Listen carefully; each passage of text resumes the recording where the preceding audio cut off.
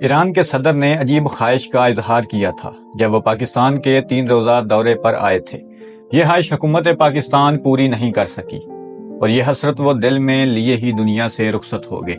April 2024 میں ایران کے صدر ابراہیم رئیسی پاکستان کے دورہ پر آئے۔ وہ اسلام آباد کے علاوہ کراچی اور لاہور بھی گئے۔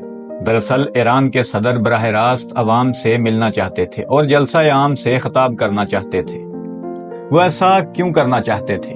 دراصل پاکستان اور ایران کی عوام کی صدیوں پرانی محبت ہے جس نے انہیں ایسا کرنے پر مجبور کیا۔ 1947 میں پاکستان بننے کے بعد ایران پہلا ملک تھا جس نے پاکستان کو تسلیم کیا اور 1979 میں انقلاب کے بعد پاکستان پہلا ملک تھا جس نے ایرانی انقلاب کو تسلیم کیا تھا۔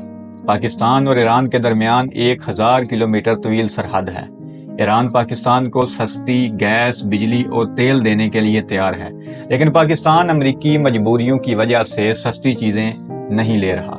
ایرانی صدر کے ہیلی کاپٹر حادثے کے حوالے سے تحقیقات جاری ہیں۔ اس حوالے سے مستند خبریں آپ تک پہنچاتے رہیں گے۔ چینل سبسکرائب کرنا مت بھولیے گا اور اس حوالے سے ہماری مزید ویڈیوز کا انتظار کیجیے گا۔